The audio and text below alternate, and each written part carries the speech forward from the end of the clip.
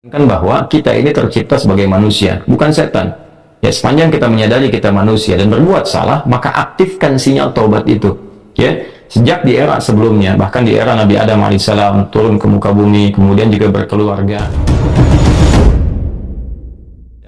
Jadi dalam diri kita ini boleh jadi setiap manusia itu kan tidak ada yang suci, ya, kecuali para nabi dan rasul yang memiliki sifat maksum, dijaga dari kesalahan. Boleh jadi saya, Anda, kita berbuat satu kesalahan, tapi rahmat Allah menjadikan kita itu mendapatkan fitrah untuk memperbaiki itu. Nah, ini yang nggak dimiliki oleh setan. Setan itu salah ya salah, kan? Salah ya salah. Jadi ketika dia berusaha untuk mendapatkan rahmat Allah pun dengan taubat itu selalu terhambat dengan kesombongannya, istakbar itu. Ya, satu kali ditawari untuk bisa mendapatkan ampunan pun, ya, lalu diberikan satu syarat untuk hormat kepada jasadnya Adam pun, kan, itu tetap kemudian dia abai. Sekali lagi saya ingatkan untuk menekankan bahwa kita ini tercipta sebagai manusia, bukan setan. Ya, sepanjang kita menyadari kita manusia dan berbuat salah, maka aktifkan sinyal taubat itu. Ya, sejak di era sebelumnya, bahkan di era Nabi Adam alaihissalam turun ke muka bumi, kemudian juga berkeluarga, ya, risalah-risalah tentang taubat itu selalu kemudian disampaikan. Nah, di era Nabi Nuh alaihissalam, Rasul pertama. Jadi kalau Adam itu Nabi yang pertama, Nuh alaihissalam Rasul yang pertama. Umatnya salah, maka dengan kasih Allah subhanahu wa ta'ala diturunkanlah kemudian pengingat, ya, lewat fitrah kemanusiaan ini. Lewat Nabi Nuh alaihissalam disampaikan, faqultu astaghfiru rabbakum innahu kana ghaffara. Ya, maka aku tegaskan kepada kalian, istaghfiru rabbakum, cepat istighfar, cepat balik lagi, ambil kalimat-kalimat ampunan, ambil kalimat-kalimat tobat, ya, dari Allah subhanahu wa ta'ala, menggunakan Rabb tuh yang telah menciptamu, merawatmu, menyayangimu, mengingatkan.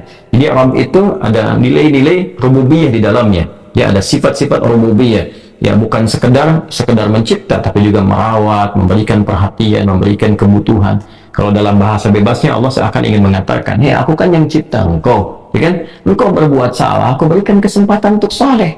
Aku kirimkan di kalimat taubat, aku berikan kesempatan untuk memperbaiki diri. Kenapa engkau nggak ambil? Ya kan? Ya, indah sekali gitu.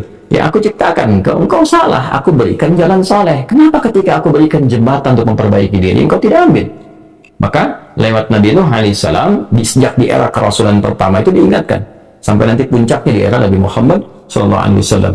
Faqultu astaghfiru rabbakum innahu kana ghaffara. Kata Nabi Nuh alaihissalam, aku tegaskan, innahu kana ghaffara. Sungguh Allah subhanahu wa ta'ala itu telah menetapkan pada dirinya bahwa ia maha mengampuni seluruh dosa-dosa. Jadi ada ghafir, ya, ada ghaffar, ada ghafur, dan nanti dilekatkan dengan rahim pada puncaknya. Ya, misalnya di surat Ghafir, di ayat yang ketiga, ghafirid dzambi wa qabilit taubi, itu menggunakan kata ghafir. Lalu kalau kita jadikan superlatif, ya, dinaikkan lagi tingkatnya menjadi lebih banyak, terus mengampuni dosa, mengampuni lagi, itu dirubah kalimat dari ghafir menjadi ghaffar. Kalau tanpa batas diberikan kemudian sifat yang ketiga, yaitu ghafur. Ya, kalau hamba menyimpulkan apakah memang masih diterima, maka Allah turunkan puncaknya berupa sifat rahmatnya, rahim. Qul ya ibadiyalladzina asrafu ala anfusihim la taqnatu min rahmatillah innallaha yaghfiru dzunuba jami'a. Quran surah ke-39 ayat 53. Balik ke sini. Ya, jadi ini gambaran yang pertama. Sejak di era kenabian turun yang Al-A'raf ayat 23 itu, Rabbana zalamna anfusana. Nabi Adam alaihissalam mendapatkan kalimat itu. Lalu di era Nabi Nuh alaihissalam sebagai rasul pertama diingatkan juga dengan potensi sifat-sifat kebaikan ini yang menjadikan manusia tertuntun untuk senantiasa berbuat baik. Lalu apa sifat rahmatnya? Ya, jadi kalau kita kembalikan ke konstruksi Al-Baqarah ayat 37, tadi kan saya katakan di awal, ya, Allah menegaskan seorang yang taubat ingin merubah dirinya dari salah menjadi saleh, bukan sekedar dituntun oleh Allah, tapi juga dipercikan kasih sayang Allah kepadanya. Rahmat Allah diberikan, ya.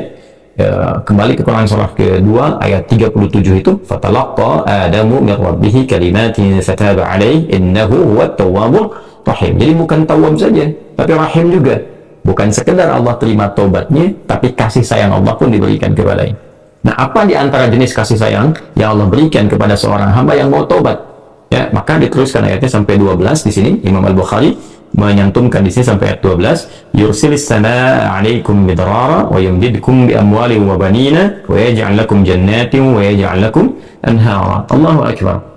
Ya, justru di sini teman-teman sekalian, istighfar itu, ya, permohonan ampun kepada Allah Subhanahu wa taala, ya, permohonan rahmat Allah Subhanahu wa taala, kembali kepada Allah, mengoneksikan diri kita kepada yang maha baik, itu diantara percikannya adalah mendapatkan lapangan kebaikan.